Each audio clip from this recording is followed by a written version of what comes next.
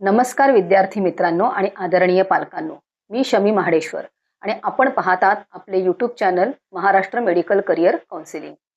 नीट UG 2026 form भरताना एक छोटीशी चूकसुद्धा आपल्या मेडिकल प्रवेशावर परिणाम करू शकते. म्हणूनच आजच्या या विशेष व्हिडिओमध्ये आम्ही तुम्हाला देणार आहोत फॉर्म भरण्याची संपूर्ण तयारी, फॉर्म भरताना लागणारी आवश्यक कागदपत्रे, प्रत्येक स्टेपची सविस्तर माहिती आणि फॉर्म भरून झाल्यानंतर घ्यायची काळजी. हा व्हिडिओ शेवटपर्यंत पाहणे अत्यंत आवश्यक आहे, कारण प्रत्येक माहिती तुमच्या भविष्याशी संबंधित आहे. जर तुम्हाला नीट UG 2026 प्रवेश प्रक्रियेसाठी अचूक, खात्रीशीर आणि अनुभवी मार्गदर्शन हवे असेल तर स्क्रीनवर दिसणाऱ्या नंबरवर तात्काळ संपर्क साधावा. आमच्या उपलब्ध काउन्सिलिंग पॅकेजची माहिती घ्या आणि योग्य नियोजन करून तुमचा मेडिकल प्रवेश सुकर करा.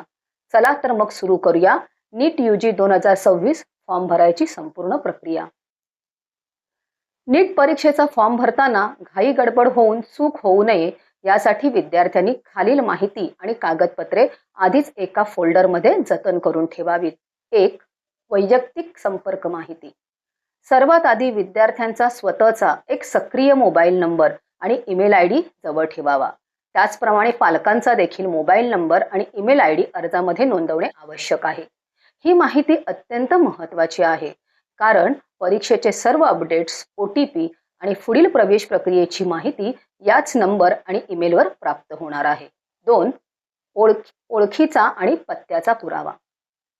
ओळखीचा पुरावा म्हणून आधार कार्ड हे NTA ने प्राधान्याने दिलेले प्रमाणित डॉक्युमेंट आहे.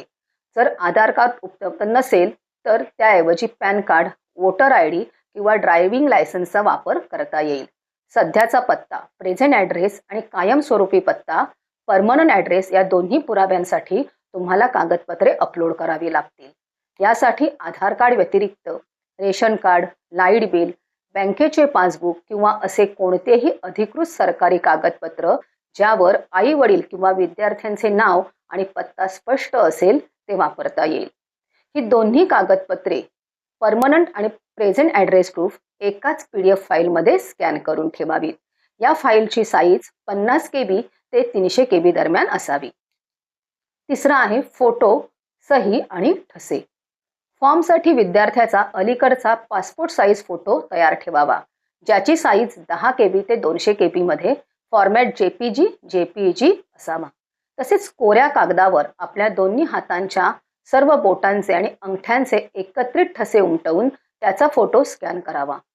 विद्यार्थ्याची स्वाक्षरी ही पांढऱ्या कागदावर केवळ काळ्या पेनाने केलेली असावी, ज्याची साईज आहे 10 KB ते 100 KB. चौथं आहे शैक्षणिक कागदपत्रे. 10वीची मार्कशीट आणि बोर्ड प्रमाणपत्र स्कॅन करून ठेवावे.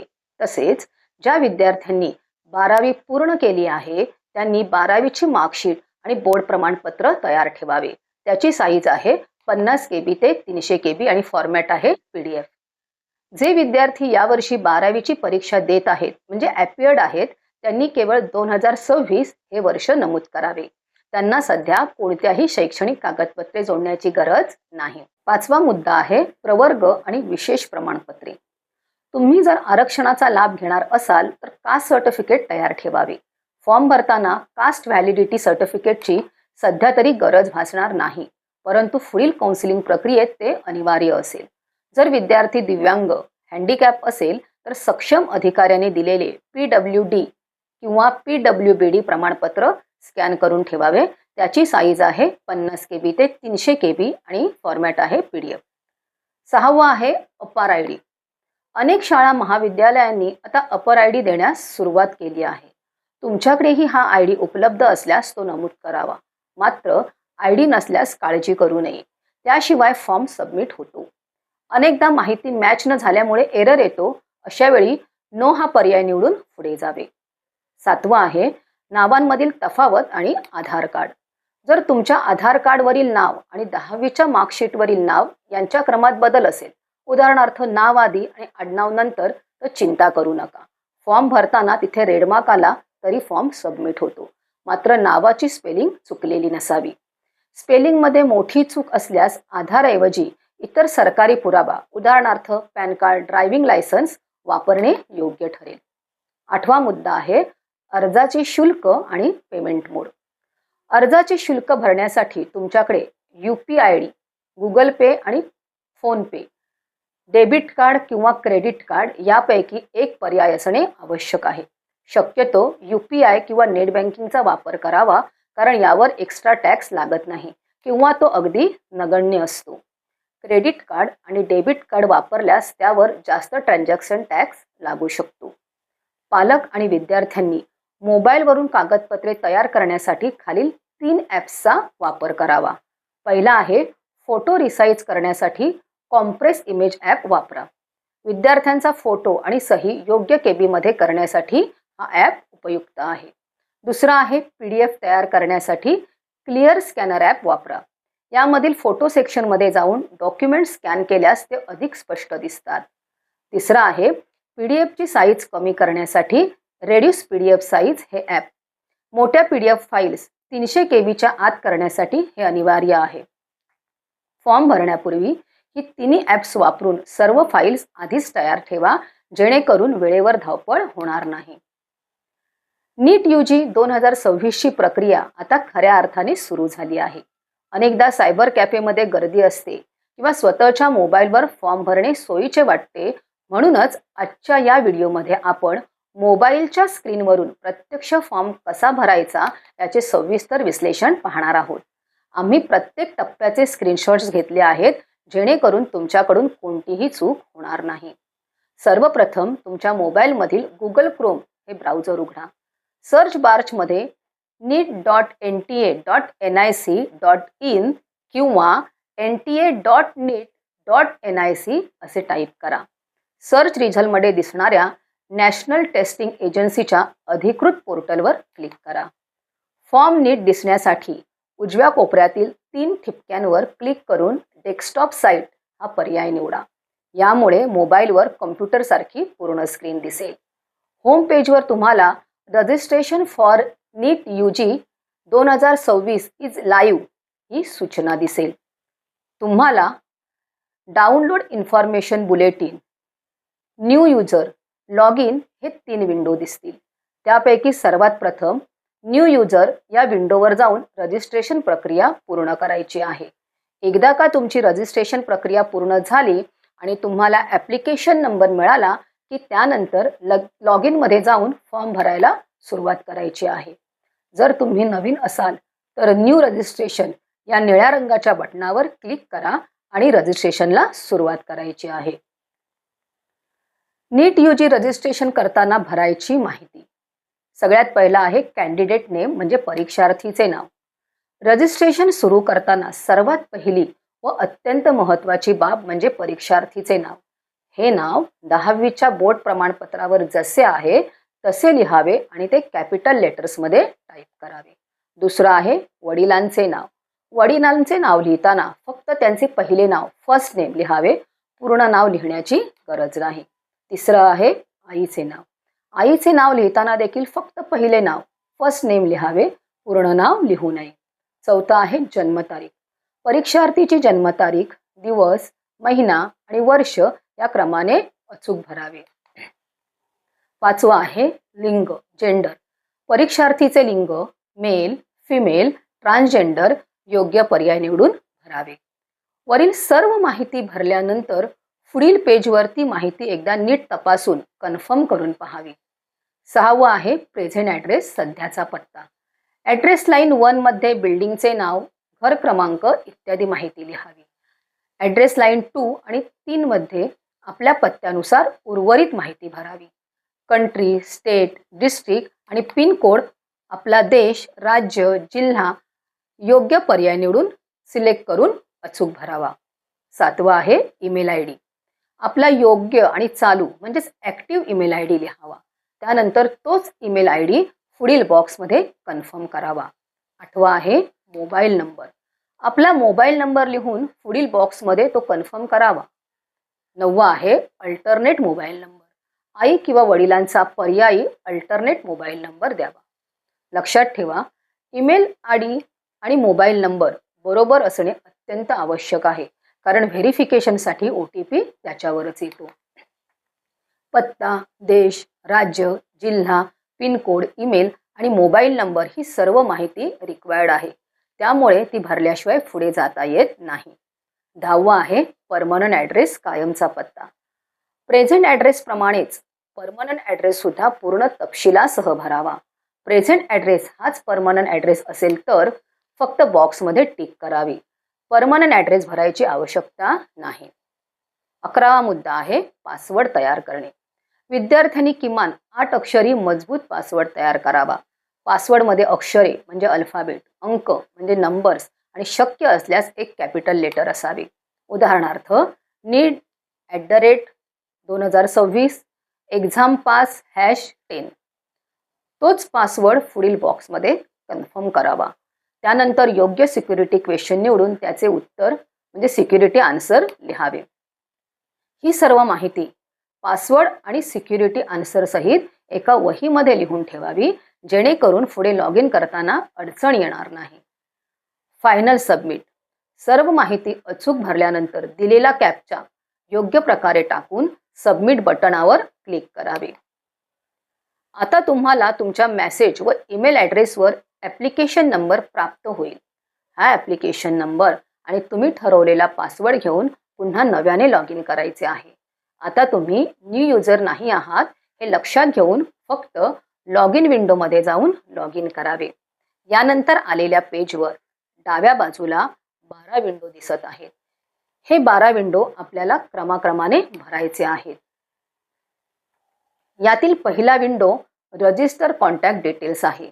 यातील बरीचशी माहिती हे आपण रजिस्ट्रेशन करताना भरली आहे व उर्वरित राहिलेली माहिती आपल्याला भरायची आहे. यामध्ये पत्ता, email, phone number, alternate phone number आणि कॅप्चा इत्यादी गोष्टींचा समावेश होतो. या सर्व गोष्टी आपणास माहीत आहेत. यानंतर दुसरा विंडो हा पर्सनल डिटेल्स म्हणून आहे. विद्यार्थ्यांनी आपले नाव सुरुवातीला नोंदणी करताना भरल्याप्रमाणेच अचूक लिहावे. दुसरा आहे आपली जन्मतारीख ही कोणत्याही चुकांशिवाय योग्य पद्धतीने नमूद करावी.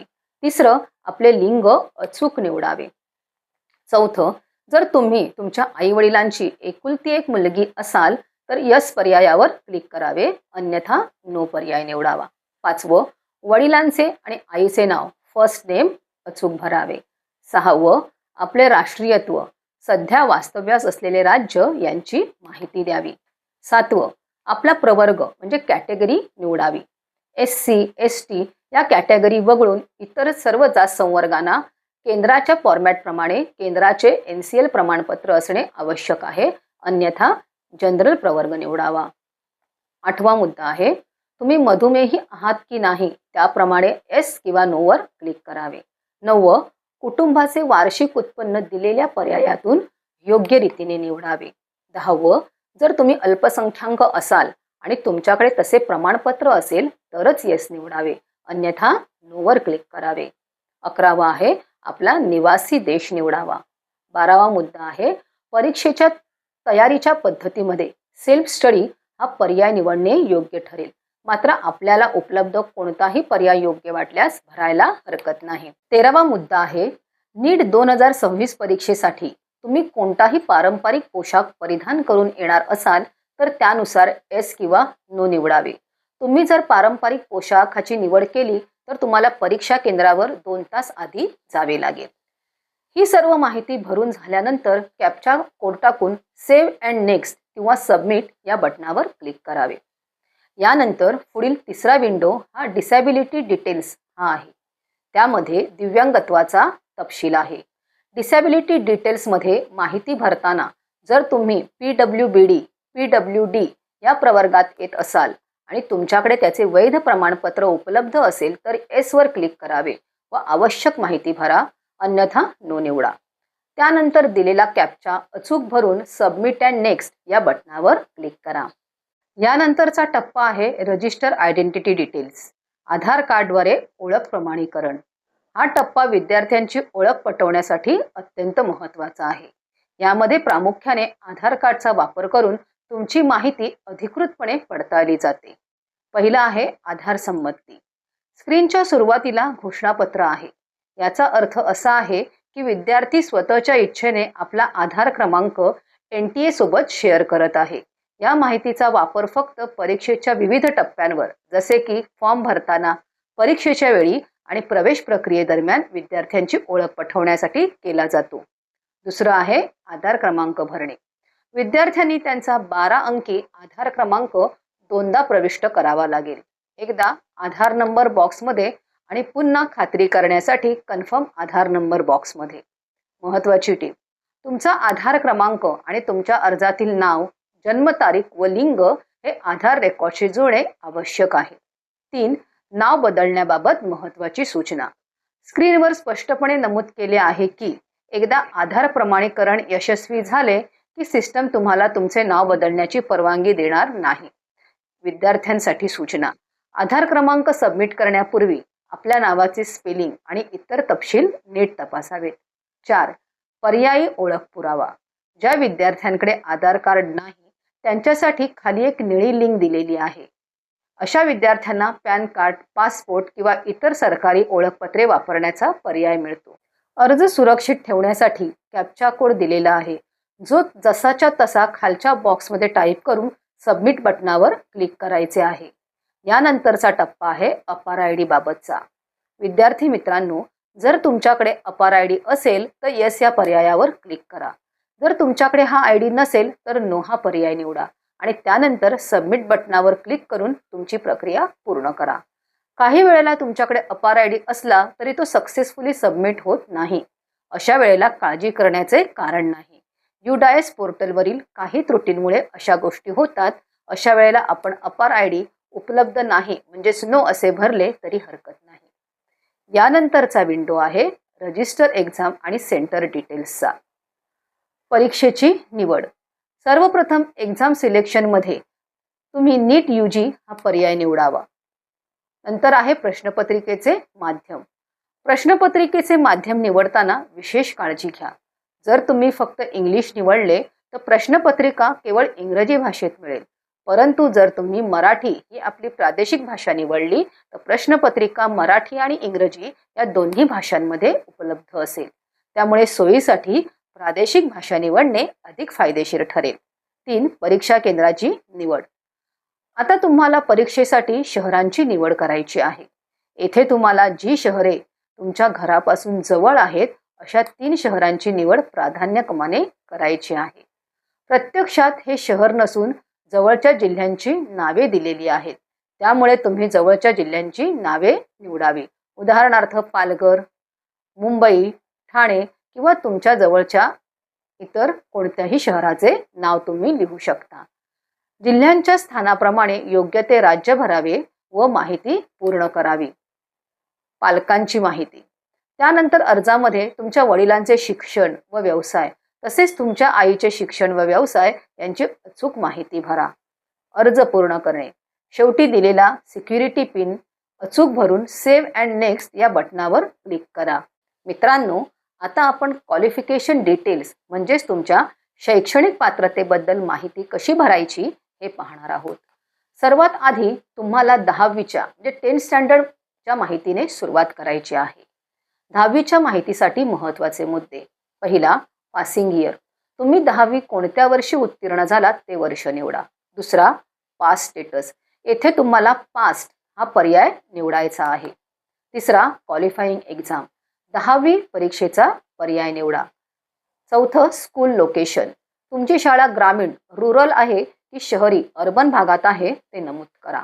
पाचवा, स्कूल टाईप. शाळेचा प्रकार निवडा. उदाहरणार्थ गव्हर्नमेंट एडेड प्रायव्हेट किंवा प्रायव्हेट इत्यादी. सहावा, एक्झाम स्टेट. ज्या राज्यातून तुम्ही परीक्षा दिली आहे ते राज्य निवडा. सातवा, एक्झाम डिस्ट्रिक्ट. परीक्षेचा जिल्हा निवडा. आठवा, स्कूल बोर्ड. तुमच्या शाळेचे बोर्ड निवडा. उदाहरणार्थ CBSE, ICSE इत्यादी. Maharashtra secondary and higher secondary board. महाराष्ट्रातील विद्यार्थ्यांना महाराष्ट्र बोर्ड असल्यास वरील पर्याय निवडावा. 9. Result mode. तुमचा निकाल टक्केवारीत पर्सेंटेजमध्ये आहे की CGPA मध्ये आहे ते निवडा. 10वा, मार्क्स डिटेल. तुम्हाला एकूण किती गुणांपैकी किती मार्क्स मिळाले आहेत ते भरा. टक्केवारी पर्सेंटेज तिथे आपोआप गणना केली जाईल. 11वा, रोल नंबर. तुमच्या 10वी बोर्डाचा रोल नंबर अचूक प्रविष्ट करा. 12वा स्कूल पिनकोड, शाळेच्या परिसराचा पिनकोड नंबर टाका. 12वीच्या माहितीसाठी महत्त्वाचा नियम. 12वी बोर्डाची माहिती भरताना देखील वरीलप्रमाणे सर्व प्रक्रिया फॉलो करायची आहे. फक्त एक गोष्ट लक्षात ठेवा, क्वालिफाईंग एक्झाम कोड. जर यावर्षी तुम्ही 12वीची परीक्षा देत असाल तर ॲपिएड करून तुम्हाला कोड 01 हा सिलेक्ट करायचा आहे. इतर सर्व माहिती 10वीच्या बोर्डाच्या माहितीप्रमाणेच अचूक भरायची आहे. इतर सर्व कोडच्या माहितीसाठी नीट 2026 नोटिफिकेशन डिटेल्स हा आमचा व्हिडिओ पाहायला विसरू नका. ही सर्व माहिती भरून झाल्यानंतर खाली दिलेला कॅप्चा कोड भरा आणि सेव्ह अँड नेक्स्ट या बटनावर क्लिक करून पुढील टप्प्यावर जा. पुढील पायरी आहे ॲडिशनल डिटेल्स भरण्याची.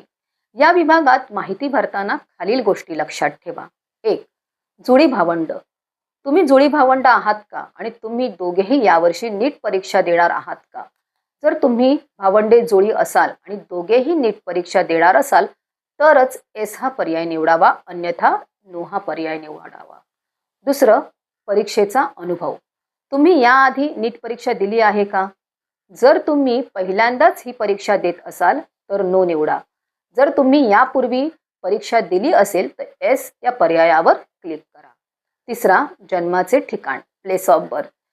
जेथे तुमचा जन्म झाला आहे त्या शहराचे किंवा गावाचे नाव अचूक प्रविष्ट करा. चौथा, राज्य, स्टेट. ज्या राज्यात तुमचा जन्म झाला आहे त्या राज्याची निवड करा. पाचवा, जिल्हा, डिस्ट्रिक्ट. तुमच्या जन्माचा जिल्हा निवडा. सहावा, सेव्ह आणि नेक्स्ट. शेवटी दिलेला कॅप्चा काळजीपूर्वक भरा आणि सेव्ह अँड नेक्स्ट या बटनावर क्लिक करून पुढील टप्प्यावर जा. यानंतर 9व्या क्रमांकाच्या विंडोमध्ये आपत्कालीन संपर्क, इमर्जन्सी कॉन्टॅक्ट तुम्हाला भरायचा आहे. येथे पालकांचा किंवा पालकांपैकी कोणा एकाचा मोबाईल नंबर आणि ईमेल आय डी द्यावा लागतो. ही माहिती व्हेरीफाय करून भरणे म्हणजेच पडताळणे आवश्यक आहे. ही माहिती आधीच पडताळलेली व्हेरीफाय असल्याची खात्री करा आणि नेक्स्ट बटनावर क्लिक करा. त्यानंतर 10 क्रमांकाच्या विंडोमध्ये लाईव्ह फोटो हा सेक्शन पूर्ण करायचा आहे. तुम्हाला मोबाईलचा फ्रंट कॅमेरा वापरून लाईव्ह फोटो कॅप्चर करायचा आहे. फोटो यशस्वीरित्या कॅप्चर झाल्यावर कॅप्चर्ड सक्सेसफुली असा संदेश दिसेल. जर तुम्ही फॉर्म कॉम्प्युटरवरून भरत असाल आणि तुमच्या कॉम्प्युटरला वेबकॅम नसेल तर गुगल क्रोममध्ये मोबाईल लॉग इन करावे आणि लाईव्ह फोटो घेण्यासाठी मोबाईलचाच वापर करावा.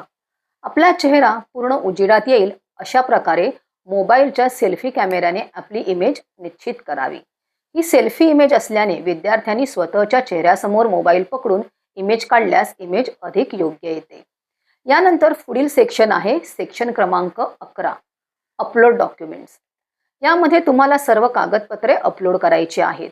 तुम्ही भरलेल्या जात संवर्गानुसार आणि स्टुडंट कोड व अपंगाच्या माहितीनुसार तुम्हाला या सेक्शनमध्ये काही कागदपत्रे अपलोड करावी लागणार आहेत. साधारणपणे स्टुडंट कोड 01 असेल तर 1 पासपोर्ट साईज फोटो 10 ते 200 KB, 2 दोन्ही हातांच्या बोटांचे आणि अंगठ्यांचे ठसे 10 ते 200 KB, डाव्या व उजव्या हाताच्या अंगठ्यांचे ठसे भरताना दिलेली चौकट अपुरी ठरत असेल तर वरील चौकटची साईज वाढवून घ्यावी जेणेकरून हाताचे ठसे त्यामध्ये बसतात. चौकटची साईज वाढवण्यासाठी वर सोय उपलब्ध आहे. 3 स्वाक्षरी 4 KB ते 30 KB काळ्या पेनाने स्वाक्षरी करावी.